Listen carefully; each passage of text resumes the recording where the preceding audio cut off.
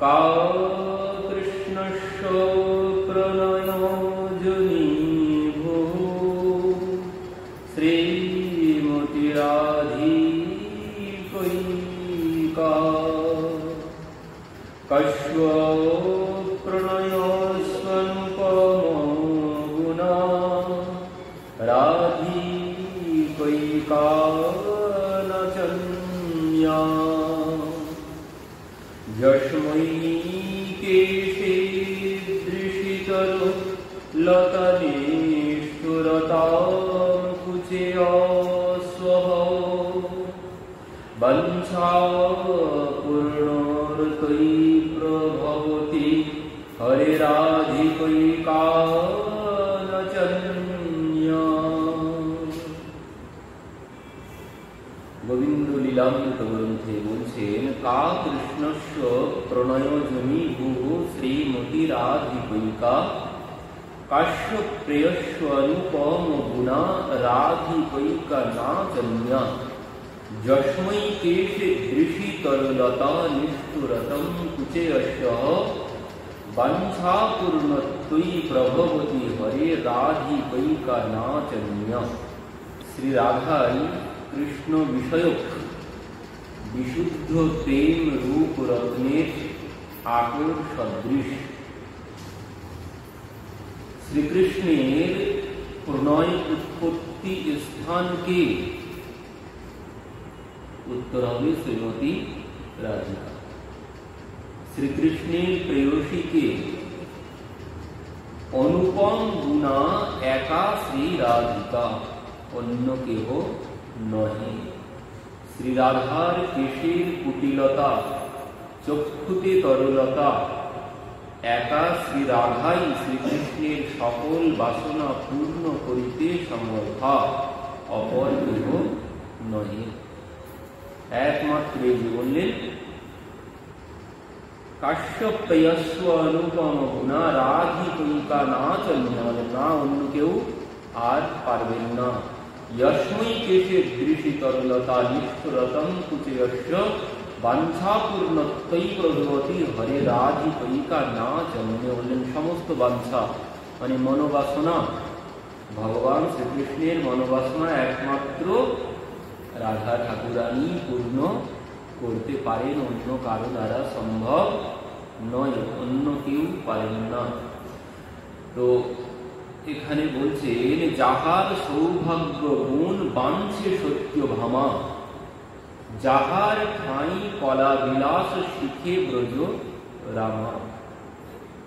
কবিরাজ গোসাই পাল বলছেন যাহার সৌভাগ্য গুণ বাঞ্ছে সত্য ভামা আদি পাটরানীগণ এমন সৌভাগ্য প্রিয়াজির মতো সৌভাগ্য আর কারো হয়নি। এত পাটরানী ছিল তাদেরও এই সৌভাগ্য হয়নি। এই জন্যই তো সত্যভামা আদি পাটরানীগণ সবাই অবাক হয়ে গিয়েছিলেন।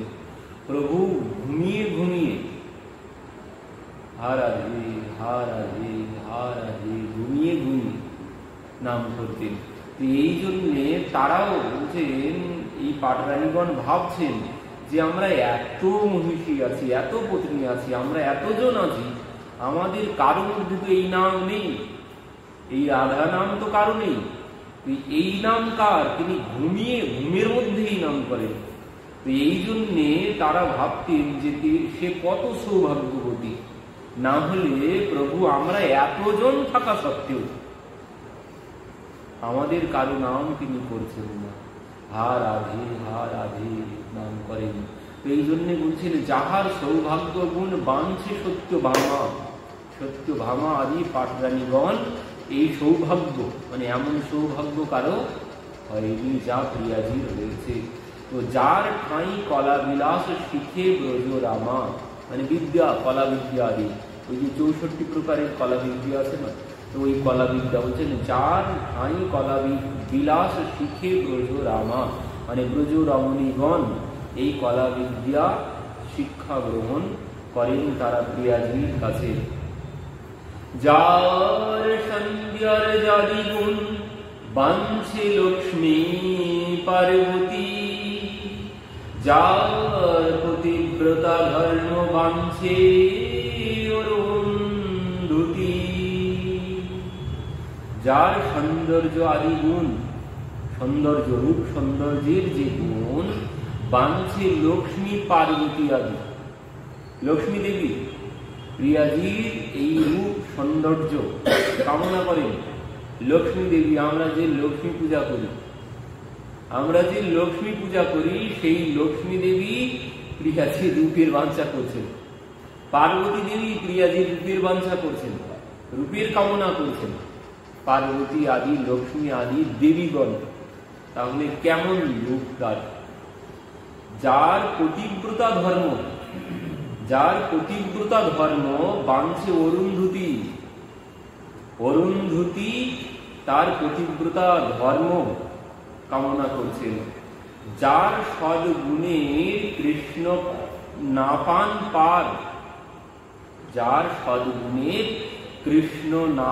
পার, তার গুণ গণিবে কেমন জীব ছাড়।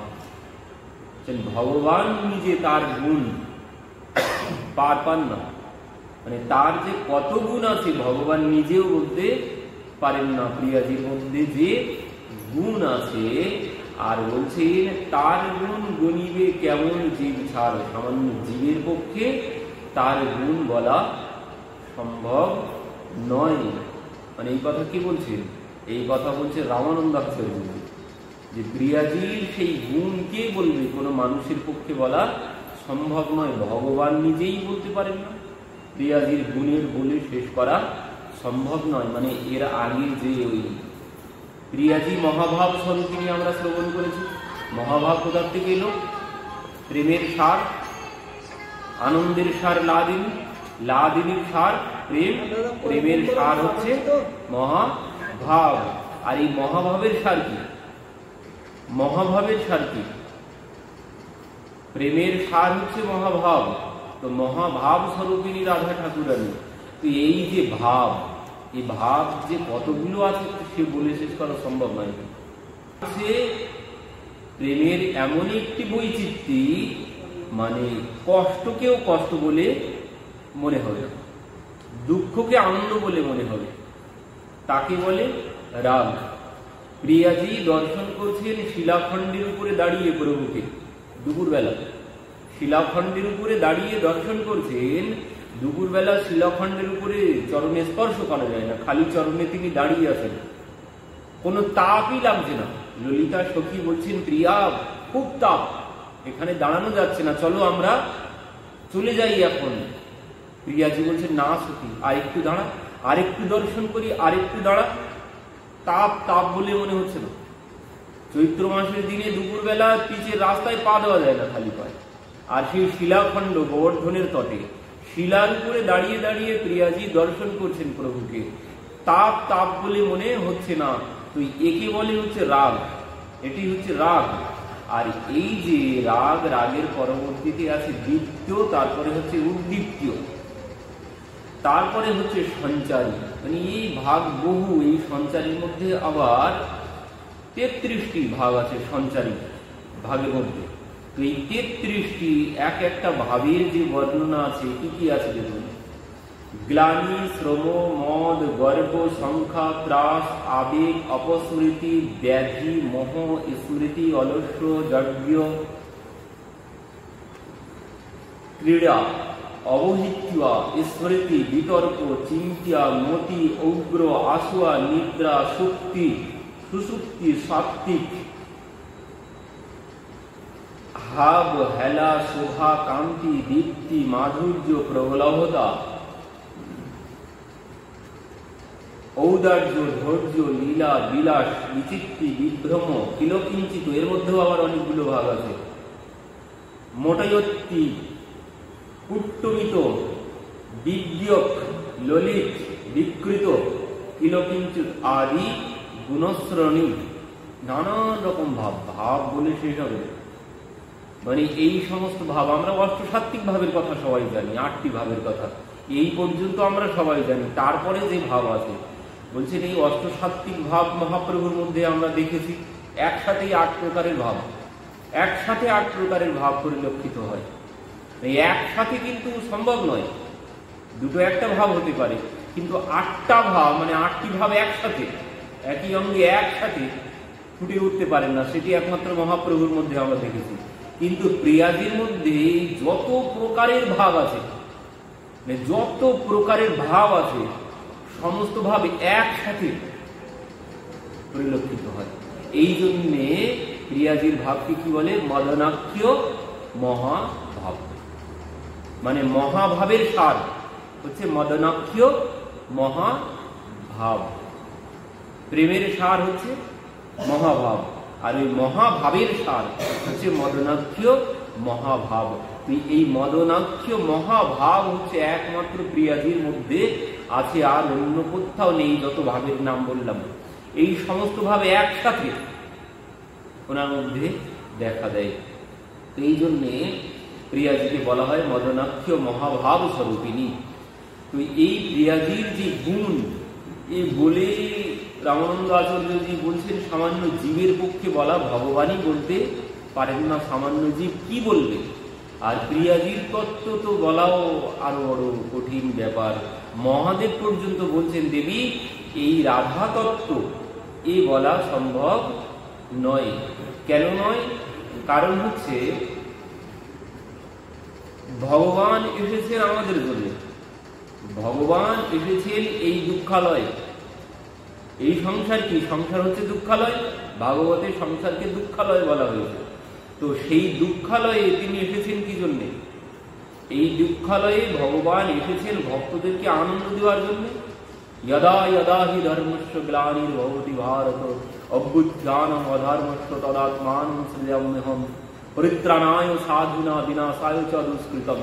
তো তিনি এই নানান রকম কারণের জন্য এসেছেন। তো তার মধ্যে সব থেকে বড় কারণ হচ্ছে ভক্তদেরকে আনন্দ প্রদান করা। কেন? কারণ এই দুঃখালয়ের মধ্যে আনন্দ কোথাও নেই, কোথাও আনন্দ নেই এই দুঃখালয়ের মধ্যে, শুধু দুঃখই আছে এখানে। আনন্দ কোথাও পাওয়া যাবে না। কারণ দুঃখালয় যেমন বস্ত্রালয়ে বস্ত্র পাওয়া যাবে, বস্ত্রালয়ে গেলে বস্ত্র পাওয়া যাবে, বস্ত্রালয়ে গিয়ে পুস্তক পাওয়া যাবে। বস্ত্রালয়ে গিয়ে যদি বলি আমার এই পুস্তক দেন, সম্ভব হবে? কোনোদিন সম্ভব নয়। তো বস্ত্রালয়ে যেমন বস্ত্রালয় বস্ত্র পাওয়া যায়, পুস্তকালয়ে ঠিক পুস্তক পাওয়া যাবে। তো ঠিক তেমন দুঃখালয়, এখানে দুঃখ পাওয়া যাবে, আনন্দালয় না। এটি আনন্দালয় না, এখানে আনন্দ পাওয়া সম্ভব নয়। কিন্তু ভগবান দেখলেন আমার ভক্তরা তাহলে কি করে থাকবে, আমার ভক্তদের গতি কি হবে? তো এই জন্য তিনি এই দুঃখালয়ের মধ্যে এসেছেন ভক্তদেরকে আনন্দ প্রদানের জন্য, আমাদের জন্য ভগবান এসেছেন। তো আর প্রিয়াজি কি জন্য এসেছেন?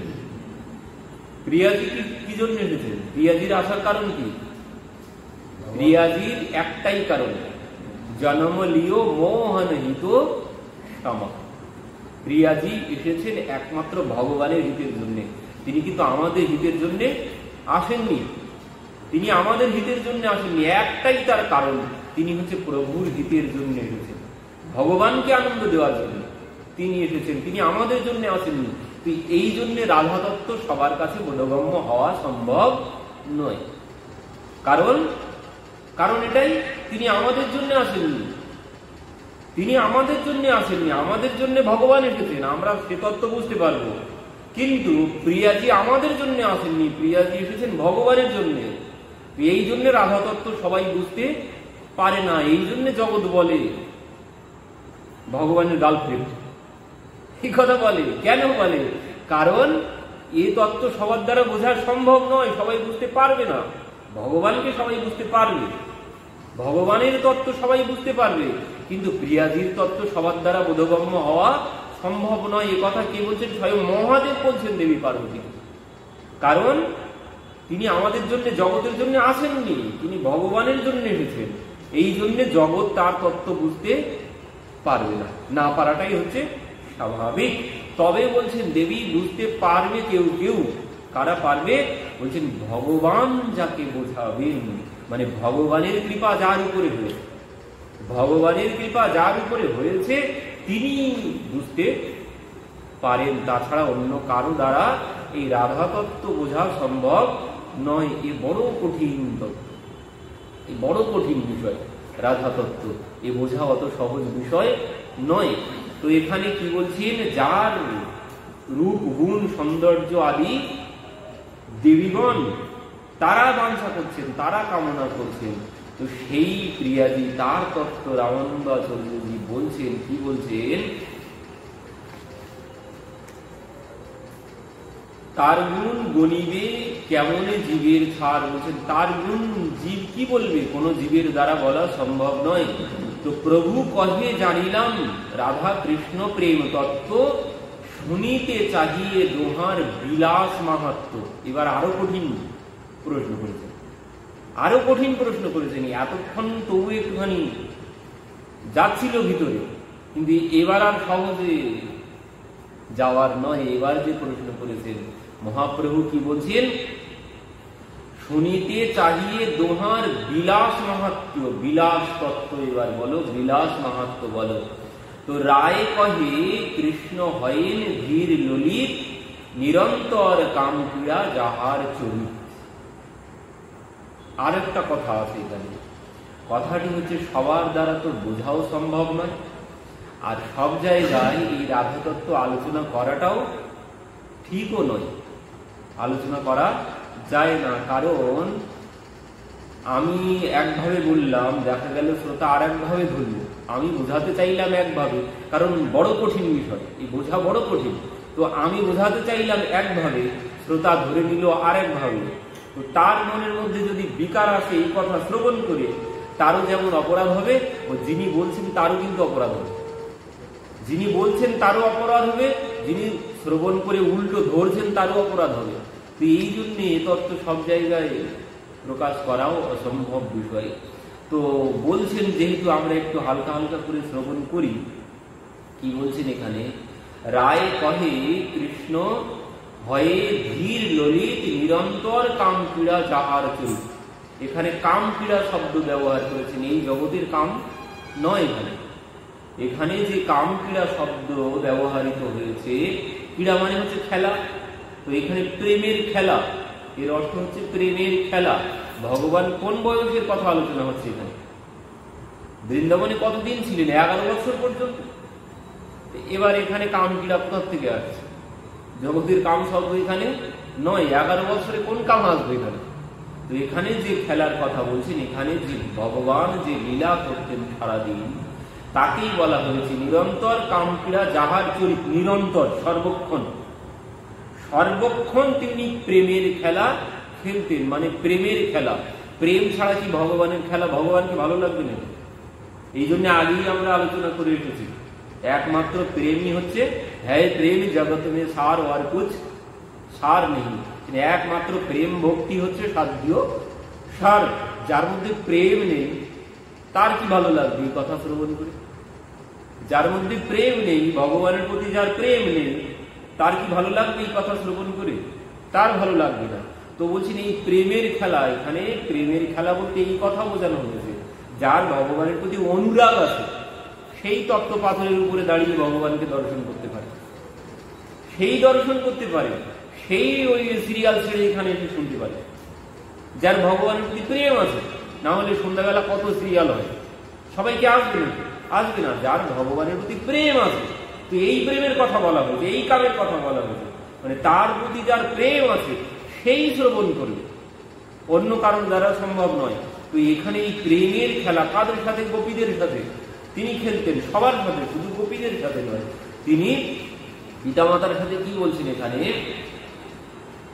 নন্দালয়ে রক্তপত্রকাদি নন্দ দাসের সঙ্গে দাস্য প্রেমের খেলা, নন্দ যশোদার সঙ্গে বাৎসল্য প্রেমের খেলা, রাখালের সঙ্গে সখ্য প্রেমের খেলা, গোপীদের সঙ্গে মধুর প্রেমের খেলা, সর্বদাই এইরূপ কোনো না কোনো একটা প্রেমের খেলা খেলিতেন। এই শব্দে কাম ব্যবহার হয়েছে। জাগতিক কাম শব্দ ধরলে সঙ্গে সঙ্গে অপরাধ হয়ে যাবে, সঙ্গে সঙ্গে অপরাধ হবে। এই জন্য সব জায়গায় এই বিষয়ে আলোচনা সম্ভব নয়।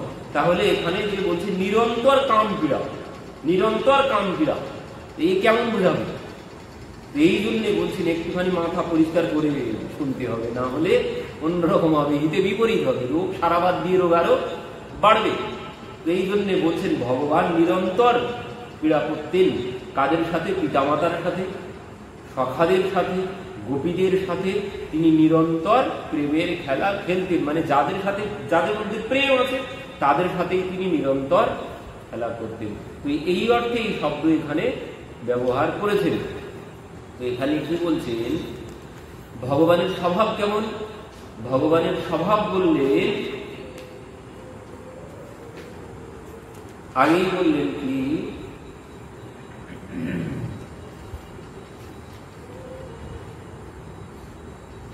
রায় কহে কৃষ্ণ হয় ধীর ললিত। ভগবানের স্বভাব হচ্ছে ধীর ললিত স্বভাবে ভগবান। ধীর ললিত কি? ধীর ললিত স্বভাব হচ্ছে যিনি বিদগ্ধ। আরেকটি শ্লোকে এখানে দেখাচ্ছেন, ভক্তি রসামৃত সিন্ধু গ্রন্থে বলছেন এই ধীর ললিত শব্দের অর্থ বিদগ্ধ নবতারণ্য পরিহাস বিশারদ নিশ্চিন্ত ধীর ললিত সাত্রায় প্রেয়সী বসঃ। বিদগ্ধ নবতারণ্য পরিহাস বিশারদ নিশ্চিন্ত ধীর ললিত স্বাত প্রেয় প্রেয়সী বসঃ। এই ধীর ললিত শব্দের অর্থ কি বলছেন? বিদগ্ধ। বিদগ্ধ মানে কি? যিনি বিদগ্ধ, যিনি নবযুবা, যিনি পরিহাস পটু, যিনি নিশ্চিন্ত, যার মধ্যে কোনো টেনশন, কোনো চিন্তা ভাবনা, কোনো কিছু নেই, একদম নিশ্চিন্ত শান্ত স্বভাবের, এবং যে প্রেয়সীর যে রূপ প্রেম, এই হচ্ছে সব থেকে বড় বৈশিষ্ট্য ভগবানের মধ্যে। কি বলছেন? যে প্রেয়সীর যে রূপ প্রেম, যিনি সেই প্রেয়সীর সেই রূপ বশীভূত, তাহাকে ধীর ললিত নায়ক বলে। ভগবান হচ্ছেন ধীর ললিত নায়ক বৈশিষ্ট্য ভগবানের। কি বৈশিষ্ট্য? বলছেন ভগবান বিদগ্ধ, মানে তিনি সর্ববিষয়ে বিশেষজ্ঞ, বিদগ্ধ তিনি। তো তিনি সর্ববিষয়ে জ্ঞানী, তো তিনি বিদগ্ধ পণ্ডিত। আর কি বলছেন? যিনি নবযুবা, যিনি পরিহাস পটু, পরিহাস হাস্য পরিহাস, আর কি যিনি নিশ্চিন্ত, এবং যে প্রেয়সীর যেরূপ প্রেম, মানে তার প্রতি যার যেরূপ প্রেম, তার প্রতি যার যেমন ভালোবাসা, তিনি ঠিক তার কাছে সেইটুকুই ধরা দেবেন। যার যেমন প্রেম তিনি তার কাছে কিন্তু সেইটুকুই ধরা দেবেন, তার থেকে বেশি ধরা দেবেন না। এর আগের দিনেও বলেছিলাম, উদাহরণে কি বলছিলাম, যে দর্পণ, যেমন দর্পণ, আমি দর্পণের সম্মুখে দাঁড়ালে আমার যেমন রূপ, দর্পণ আমাকে ঠিক সেইটুকু ফিরিয়ে দেবে, তার বেশি কম কোনো কিছু নয়। তো ভগবানের মধ্যে এই গুণ, ভগবান যার কাছে যেমন প্রেম, যার প্রেম যতটুকু, ভগবান তার কাছে ঠিক ততটুকু। ভগবান মানে যে যেমন, ভগবান তার কাছে ঠিক তেমন ভাবে ধরা দেন। এই হচ্ছে ভগবানের বৈশিষ্ট্য। আর এই বৈশিষ্ট্য, এর নাম হচ্ছে কি? এর নাম হচ্ছে ধীর ললিত স্বভাব। একে বলে ধীর ললিত স্বভাব। তো ভগবানের এই স্বভাব, নিরন্তর কামপীড়া যাহার চরিত্র, আর যার চরিত্র এই, তিনি নিরন্তর ওই প্রেম লীলার মধ্যেই ডুবে থাকেন। মানে কি? তাহলে এই যে মানে ভক্তদের মধ্যে যেমন প্রেম, সেই প্রেমের মধ্যে তিনি ডুবে থাকেন। জাগতিক কামপীড়া এখানে নয়। তো এই হচ্ছে ভগবানের স্বভাব। মহাপ্রভু পরবর্তীতে বলছেন, প্রভু কহে এই হয় আগে কহো আর, রায় কহে ইহা বই, বুদ্ধি গতি নাহি আর। দাদাজি বলছেন যে এর উপরে আর যাওয়ার মতো বুদ্ধি আমার মধ্যে নেই, এরপরে আমি আর কোনো কিছু বলতে পারবো না, আমি আর কোনো কিছু জানি না, আমার বুদ্ধিতে এইটুকুই, এই পর্যন্তই আমার বুদ্ধি যেতে পারে, এর বাইরে আর আমার বুদ্ধি যেতে পারে না। তো বলছেন পরবর্তীতে, যেবা প্রেম বিলাস বিবর্ত এক হয়, তাহা শুনি তোমার সুখ হয় কি না হয়। এবার বলছেন যে আমি তো পারবো না, এর থেকে আর আমি বেশি কিছু বলতে পারবো না। তবে শোনো, তুমি যে প্রেম বিবর্তের কথা জিজ্ঞাসা করেছো, শুনতে চেয়েছো, তো আমি বলছি শোনো, যে বা প্রেম বিলাস বিবর্ত এক হয়, প্রেম বিলাস বিবর্ত বিষয়ে আমি এক রকমের ভাবনা ভেবেছিলাম এক সময়। কি বলছেন, তাহার শুনে তোমার সুখ হয় কি না হয় দেখো। আমি আমার মনের মধ্যে এই প্রেম বিলাস বিবর্ত বিষয়ে একবার একটি ভাবনা জেগেছিল। তো সেই বিষয়টি তোমার ভালো লাগে কি তুমি শুনে দেখো। রামানন্দ আচার্যজি বলছেন, কি বলছেন, প্রেম বিলাস,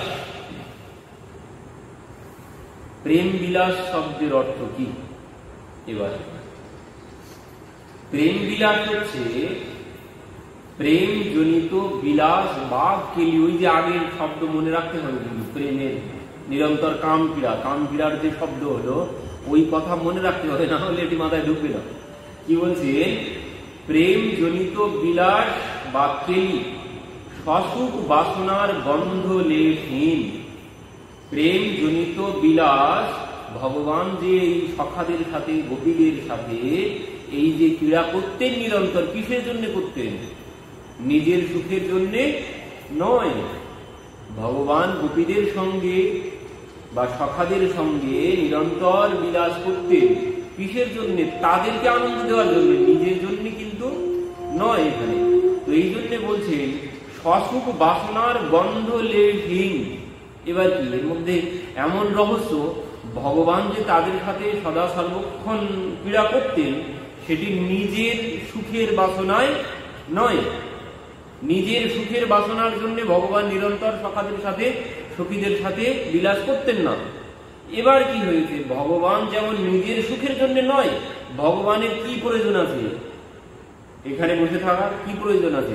তার কোনো কিছু প্রয়োজন নেই, ক্ষুধা তৃষ্ণা তার কোনো কিছুই নেই।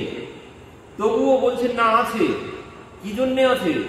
বললেন ভক্তকে সুখী করার জন্য। ভক্ত আমাকে ভোজন করিয়ে, আমাকে ভোগ লাগিয়ে সুখ পায়, তাই তিনি ভক্তের প্রেমের কাছে বাঁধা। তা না হলে তার ক্ষুধা তৃষ্ণা নিদ্রা কোনো কিছুই নেই। তিনি আমার জন্য বসে থাকার জন্য তার কোনো প্রয়োজন নেই। কিন্তু বলছেন না, তিনি বসে থাকেন আমার জন্য। কেন? বলছেন ওই আমাকে আনন্দ দেওয়ার জন্য, আমি আনন্দ পাবো তাই। তিনি আনন্দ পাবেন তার জন্য তিনি বসে নেই। তিনি কি জন্য বসে আছেন? তিনি বসে আছেন ভক্তকে আনন্দ দেওয়ার জন্য। তো এই জন্যে ভগবান যে সখাদের সাথে গোপীদের সাথে নিরন্তর ক্রীড়া করতেন, নিজের সুখের জন্য নয়। এবার কি, এবার যে রহস্যটি হচ্ছে, এই যে যাদের সাথে সর্বক্ষণ লীলা করতেন, যাদের সাথে তিনি সর্বক্ষণ লীলা বিলাস করতেন, এবার তাদেরও মধ্যে কিন্তু নিজের সুখের কোনো বাসনা নেই। ভগবানের মধ্যেও যেমন নিজের সুখের কোনো বাসনা নেই, এবার যাদের সাথে ক্রীড়া তিনি করতেন তাদেরও মধ্যে কিন্তু কোনো নিজের সুখের বাসনা নেই। তাদের ইচ্ছা ভগবানকে সুখ দেওয়া, আর ভগবানের ইচ্ছা ভক্তদেরকে সুখ দেওয়া। কারোর মধ্যে কোনো সসুখ বাসনা নেই। এর নাম হচ্ছে প্রেম। এর নাম হচ্ছে প্রেম। যেখানে নিজের কোনো সুখের বাসনা নেই তাকে বলে প্রেম। আর জগতে যাকে আমরা প্রেম শব্দ ভাবি, এখানে কি, এখানে সব নিজের সুখের ইচ্ছা, নিজের সুখের ইচ্ছা। এখানে একে বলে কাম। এটাই হচ্ছে জাগতিক কাম। এটি কোনো প্রেম নয়। কাম হচ্ছে যেখানে নিজের সুখের বাসনা আছে। আমি একটা ভালো ড্রেস কিনবো পূজার সময়, কিসের জন্য? আমি আনন্দ পাবো তাই, আমি আনন্দ পাবো তাই আমি কিনবো। এ আমার নিজের সুখের বাসনা, এটাই হচ্ছে কাম। একে বলে কাম। এখানে নিজের সুখের ইচ্ছা আছে, নিজের সুখের বাসনা আছে। কিন্তু এইখানে যে ভগবানের মধ্যেও নিজের কোনো সুখের বাসনা নেই, আর ভক্তদের মধ্যে, সখাগণের মধ্যে, গোপীদের মধ্যে কারোর মধ্যে কোনো নিজের সুখের বাসনা নেই। তো বলছেন তাহার সুখ বাসনা, সুখ বিধানের বাসনা ইহাতে উদ্ভূত এবং সেই বাসনার প্রেরণায় সংঘটিত বিলাস।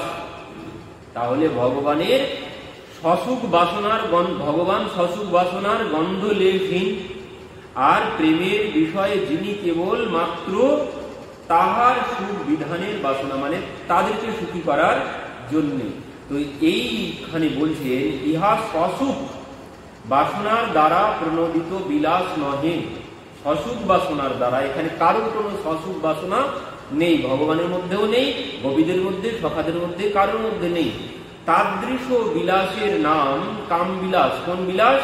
বলছে যে বাসনার মধ্যে নিজের সুখের ইচ্ছা আছে তাকে বলে কাম বিলাস। আর কাম বিলাস হইতেছে পশুবৎ বিলাস, মানে পশুবৎ ক্রিয়া, যেখানে নিজের সুখ, যেখানে নিজের সুখের ইচ্ছা আছে ওটাকে বলছেন পশুবৎ, পশুর ক্রিয়া। ওটা কোনো মানুষের ক্রিয়া নয়। তো ইহার মাহাত্ম্য কিছু নাই, এর মধ্যে কোনো মাহাত্ম্য নেই। এই পশুবৎ ক্রিয়ার মধ্যে, এই স্বসুখের মধ্যে, এর মধ্যে কোনো মাহাত্ম্য নেই। তাই যেখানেই যাবে, ও নিজে ভালো ড্রেস কিনে পড়লাম, ওটাও কিন্তু কামনা, এটাও সসুখ বাসনা, এর মধ্যে কোনো মাহাত্ম্য নেই। নিজে পড়ে কোনো মাহাত্ম্য আছে? নিজে পড়ে কোনো মাহাত্ম্য আছে? আমি আয় করেছি, আমি করলাম, তো ওতে কোনো মাহাত্ম্য আছে? মাহাত্ম্য যদি থাকে, অন্যকে আনন্দ দিতে পারলে তার মধ্যেই একমাত্র মাহাত্ম্য আছে, তার মধ্যেই মাহাত্ম্য আছে। নিজে করেছি, নিজে সুখে থাকছি, এর মধ্যে কোনো মাহাত্ম্য নেই। আমি আমার অর্থ দ্বারা যখন অন্য আর একজন আনন্দ পাবে, সে যখন সুখী হবে, তার মধ্যে আছে মাহাত্ম্য। নিজে সুখী হওয়ার মধ্যে কোনো মাহাত্ম্য নেই। একে কি বলছেন? এ হচ্ছে পশুবৎ ক্রিয়া। নিজে সুখী হব, নিজের সুখের ইচ্ছা, এ হচ্ছে পশুবৎ ক্রিয়া, এখানে কোনো মাহাত্ম্য নেই।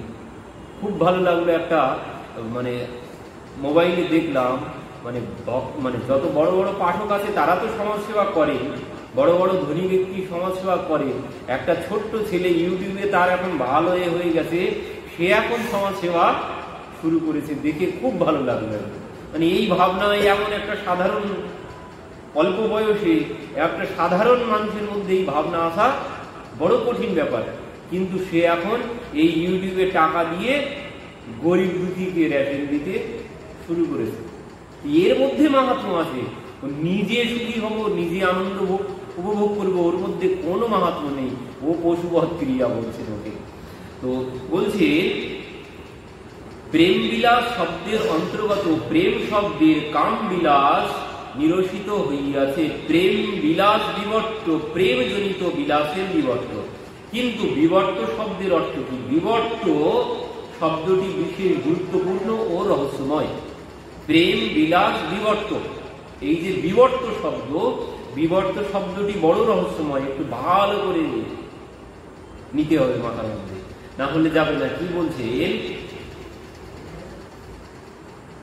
বিশ্বনাথ চক্রবর্তীপাদ এই বিবর্ত শব্দের অর্থ দেখাচ্ছেন।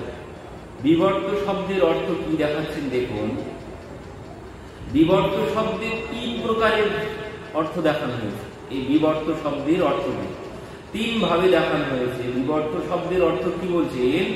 বিবর্ত শব্দের অর্থ হচ্ছে বৈপরীত্য। বৈপরীত্য মানে বিপরীত, বৈপরীত্য।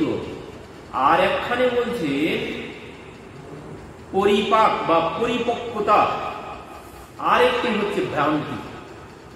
এই বিবর্ত শব্দের অর্থ, বিবর্ত শব্দের অর্থ হচ্ছে 3টি। একটি হচ্ছে বৈপরীত্য, মানে হচ্ছে বিপরীত, বৈপরীত্য। আর একটি হচ্ছে পরিপক্কতা, আর একটি হচ্ছে ভ্রান্তি। প্রেম বিলাস বিবর্ত শব্দের ব্যাখ্যা প্রসঙ্গে এই 3টি অর্থেরই উপযোগিতা ও সার্থকতা আছে। অবশ্য পরিপাক অর্থেরই মুখ্য উপযোগিতা ও সার্থকতা। বিপরীত এবং ভ্রম শব্দের উপযোগিতা এবং সার্থকতা আনুষঙ্গিক। মুখ্য অর্থে পরিপাকে বহির্লক্ষণ সূচক রূপে পরিপাক অর্থই অঙ্গী ভ্রম এবং বিপরীত হইল তাহার অঙ্গ। একটুখানি এবার বুঝুন পরিষ্কার করে কি বলছে।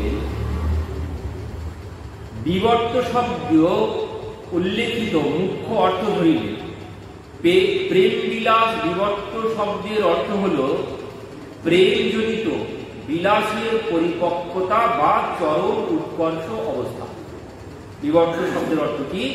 প্রেমজনিত বিলাসের পরিপক্কতা বা চরম উৎকর্ষ অবস্থা, মানে প্রেমের একদম চরম উৎকর্ষ অবস্থা, প্রেমের একদম শেষ অবস্থা, তো তাকে বলছে বিবর্ত। তো এখানে এই যে তিনটি শব্দ ব্যবহার করেছেন, বিবর্ত শব্দের অর্থ তিনটি, কি বলছেন?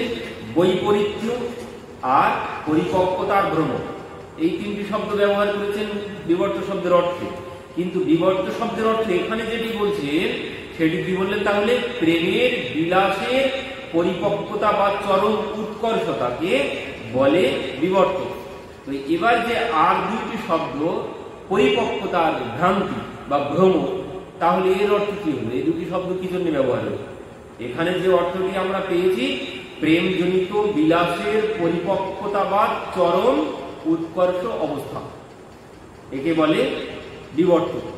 তাহলে এই যে পরিপক্কতা একটি শব্দ পেয়েছি, তিনটির মধ্যে একটি পেলাম সংজ্ঞার মধ্যে, তাহলে আর দুইটি কি জন্য এলো এখানে? বৈপরীত্য আর ভ্রান্তি পাইনি এখন। তো এই বৈপরীত্য আর ভ্রান্তি শব্দ কি জন্য ব্যবহার করেছেন দেখুন। মহাপ্রভু এখানে আরেকটুখানি এগিয়ে গেলে আরো ভালো বোঝা যাবে। আরেকটুখানি এগিয়ে গিয়ে মহাপ্রভু কি করেছেন, যখন রামানন্দ আচার্যজি বলতে শুরু করেছেন, এত কহি আপন কৃত গীত এক গাইল, মানে ওই যে নিজের মধ্যে বললেন, আমি একটা আমার মধ্যে ভাবনা এসেছিল প্রেম বিবর্ত বিষয়ে, তো শুনে দেখো প্রভু যদি তোমার ভালো লাগে। তো সেই বিষয়টি প্রভুকে শ্রবণ করিয়েছেন। তো যেই শ্রবণ করিয়েছেন, প্রভু কি করেছেন? প্রেমে প্রভু সহস্তে তার মুখ আচ্ছা দিল, মুখে হাত দিয়ে ফেলেছেন। আর বলতে হবে না, থামো এবার, আর বলার দরকার নেই, তুমি এবার থামো। মহাপ্রভু থামিয়ে দিয়েছেন। কেন?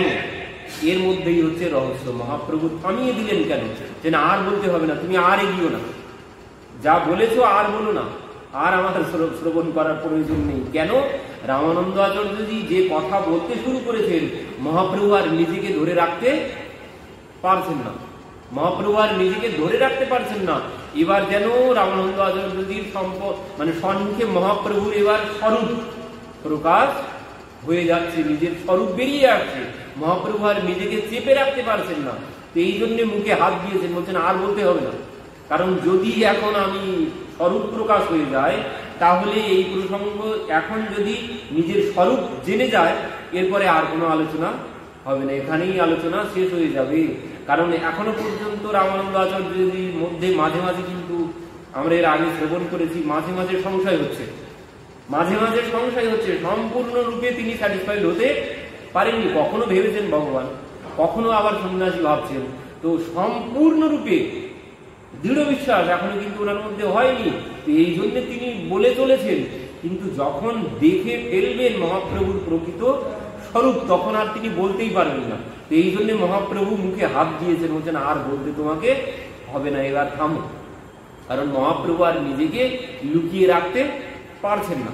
এই কথা যদি বলতে থাকেন, মানে রাধারানীর যে স্বরূপ বলতে শুরু করেছেন, এই যে প্রেমের স্বরূপ বলছেন, এই প্রেমের স্বরূপ বলতে বলতে মহাপ্রভু ওদিকে ভাব মানে বরফ গলে যেতে শুরু করেছে, আর তিনি থাকতে পারছেন না। এই জন্য মুখে আচ্ছাদন দিয়েছেন যে আর তোমাকে বলতে হবে না।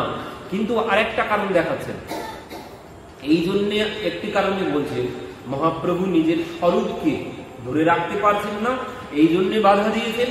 বলছেন আরেকখানে আরেকটি কারণ দেখাচ্ছেন, এই জন্যে মহাপ্রভু এই জন্যে বাধা দিয়েছেন, যে কারণটি হচ্ছে প্রেমের যে এখানে রামানন্দ আচার্যজি কি গেয়েছেন, গাইছে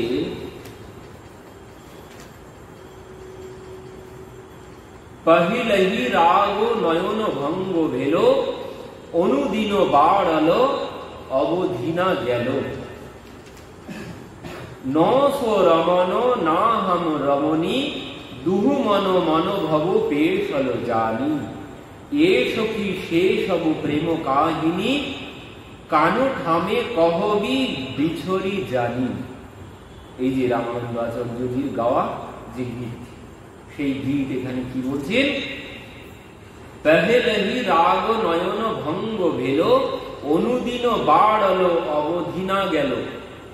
আর কি বলছেন, নস রমন না হম রমণী, দুহু মন মন ভব পেশল জানি।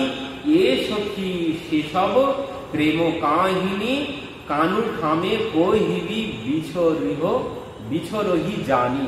মানে প্রিয়াজি একজন দুটির ব্যবস্থা করেছেন। ভগবান যখন মথুরায় চলে গেছেন, তো মথুরায় গিয়ে তার তো আর কোনো সংবাদ নেই, তো সেই সংবাদ নেওয়ার জন্য প্রিয়াজি একজন দুটির ব্যবস্থা করেছেন। সেই দুটিকে প্রিয়াজি বলছেন, মানে শিখিয়ে দিচ্ছেন যে তুমি গিয়ে এই এই কথা বলবে, সে কি সব ভুলে গেছে?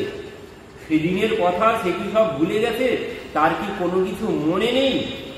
এই কথা যখন বলেছেন, শেষ কথা এই কথা, এ সখী সেসব প্রেম কাহিনী কানু থামে কহবি বিছরহ জানি, সেই সমস্ত কাহিনী গিয়ে বলবি। তো মহাপ্রভু এখানে মুখে হাত দিয়েছেন, আর বলতে হবে না, আর বলতে হবে না, তোমার যা বলেছো ওই পর্যন্ত থাক, আর বলার দরকার নেই। আমি প্রেম বিলাস বিবর্ত সব বুঝে গেছি তুমি কি বোঝাতে চাইছো। কারণ কি বলতে চাইছেন এখানে, প্রেম বিলাসের যে অর্থ সেটি হচ্ছে এই, প্রেম বিলাসের অর্থ হচ্ছে এই চরম, মানে বিলাসের চরম উৎকর্ষ অবস্থায় বিলাস মাত্রই তন্ময়তা যখন জন্মে, যখন একমাত্র বিলাস ব্যতীত আর কোনো ব্যাপারেই, এমনকি নিজেদের অস্তিত্ব সম্বন্ধেও নায়ক নায়িকার কোনো অনুসন্ধান থাকে না, তখন তাহাদের স্মৃতির এবং অনুসন্ধানের বিষয় থাকে একমাত্র বিলাস। কি রূপে বিলাসের পরিপাট্য বা বৈচিত্র্য সাধিত হইবে, কি রূপে বিলাসের আনন্দ বর্ধিত হইবে, তাহাই ইহাদের একমাত্র অনুসন্ধানের বিষয় থাকে। অথচ সেই অনুসন্ধান কে করিতেছে, সেই অনুভূতিও যখন তাহাদের থাকে না, তখন এই ক্রমবর্ধমান চরম উৎকণ্ঠাবশত তাহাদের মধ্যে বৈপরীত্য। এই হচ্ছে বিবর্ত শব্দের বৈপরীত্য অর্থটি এখানে দিয়েছেন। কি বলছে, নায়ক নায়িকার চেষ্টার বৈপরীত্য সম্ভব হইতে পারে। পরবর্তী গীতে না সো রমণ না হাম নবনী বাক্যে এই বৈপরীত্যের ইঙ্গিত পাওয়া যায়। বিশ্বনাথ চক্রবর্তীপাদ বিবর্ত শব্দের অর্থে সম্ভবত এই বৈপরীত্যের কথা বলিয়াছেন। এই বৈপরীত্যের অব্যবহিত হেতু হইল ভ্রান্তি, নায়ক নায়িকার আত্মবিস্মৃতি। এই ভ্রান্তি হইল আবার বিলাস মাত্রৈক তন্ময়তার ফল। এর মধ্যে কিন্তু এই তিনটি বিবর্ত শব্দের যে তিনটি অর্থ আমরা বার করেছি, সবকটা অর্থ এর মধ্যে আছে, এর মধ্যে আছে সবকটা, মানে একটি শব্দের তিনটি অর্থ বলেছে। তো তিনটি অর্থ এখানে সবকটাই আছে। কোথায় কোথায় দেখুন কি বলছেন, বিলাসের চরম উৎকর্ষ অবস্থায় যখন গোপীরা ভগবানের সাথে মিলিত হতেন, এবার এই মিলনে যখন আনন্দের চরম অবস্থা আসতো, তখন কি হতো, তখন আর তাদের মধ্যে না সো রমণ না হাম রমণী, প্রিয়াজি বলছেন না সো রমণ আর না হাম রমণী, এই ভেদ জ্ঞান কোনো কিছু থাকতো না।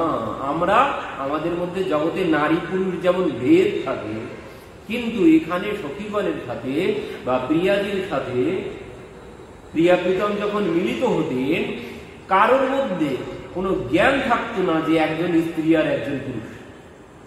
এই হচ্ছে আসল তত্ত্ব এখানকার। কারোর মধ্যে কোনো জ্ঞান নেই যে একজন স্ত্রী আর একজন পুরুষ। জাগতিক ক্ষেত্রে একজন স্ত্রী পুরুষ ভেদ কোনোদিন এই জ্ঞান যাবে না, এই জ্ঞান থাকবে জাগতিক মিলনে।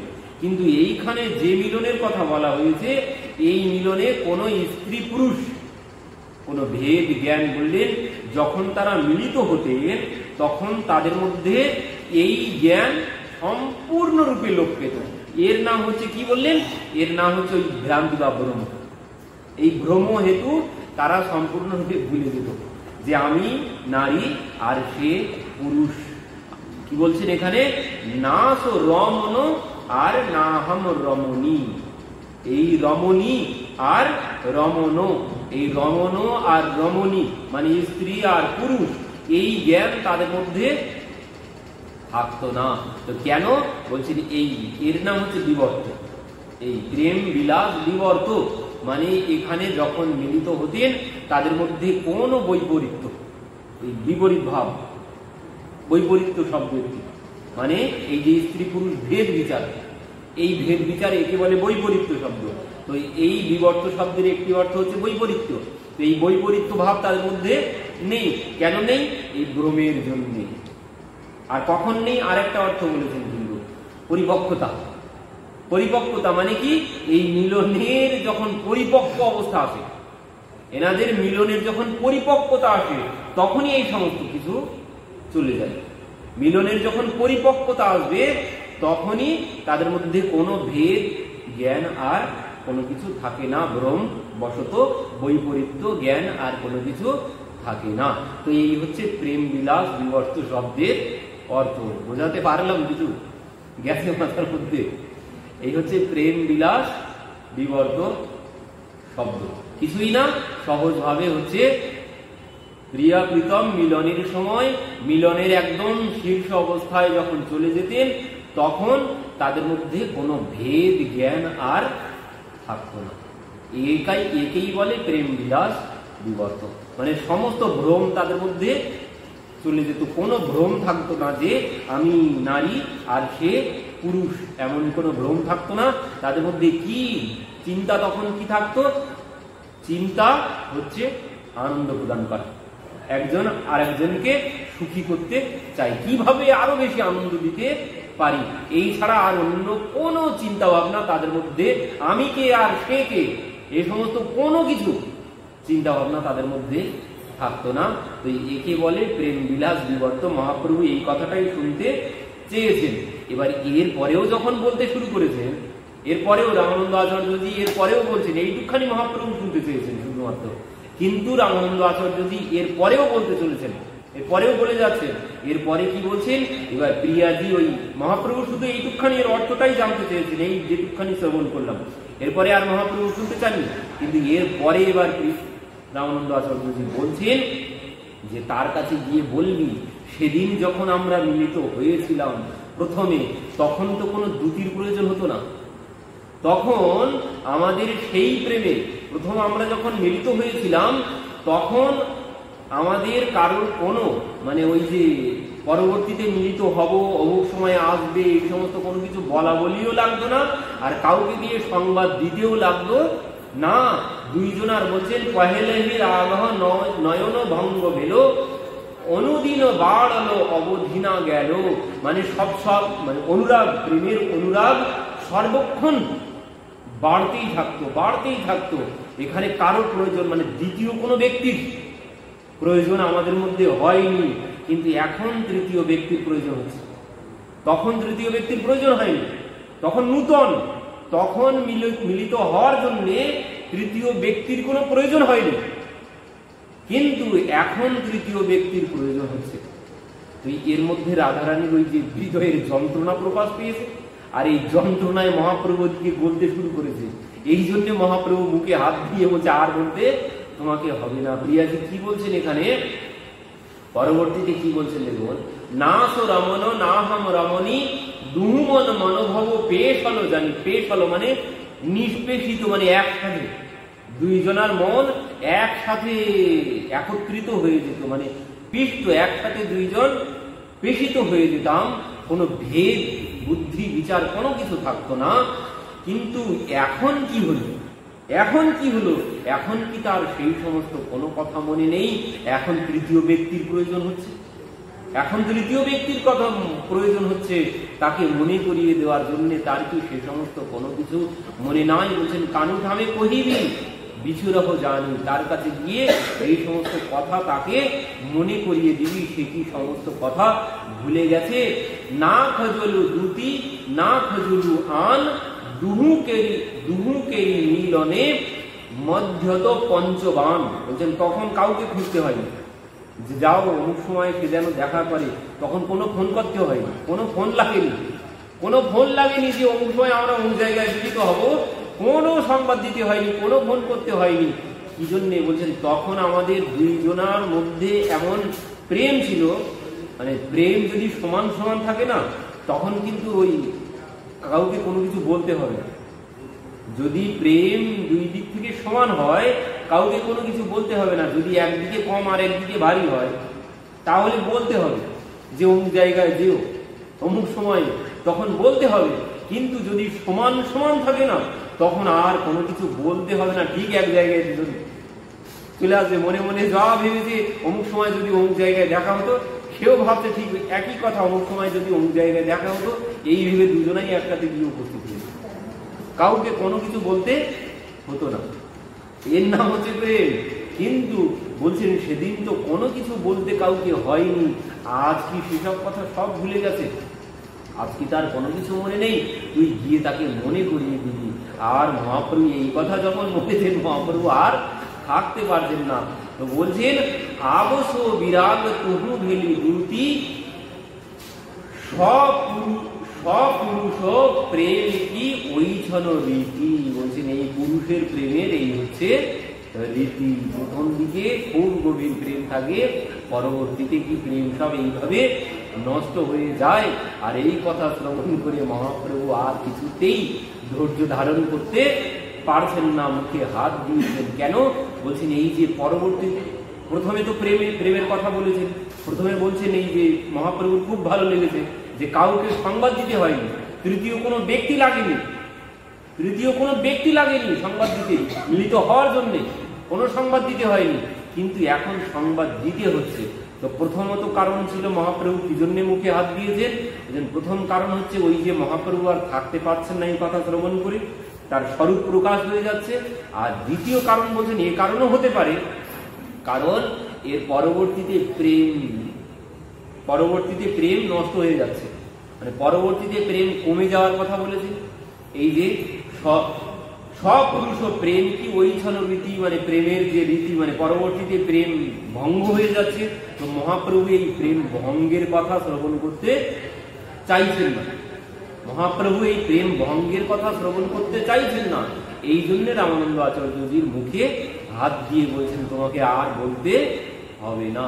তো এই দুইটি কারণে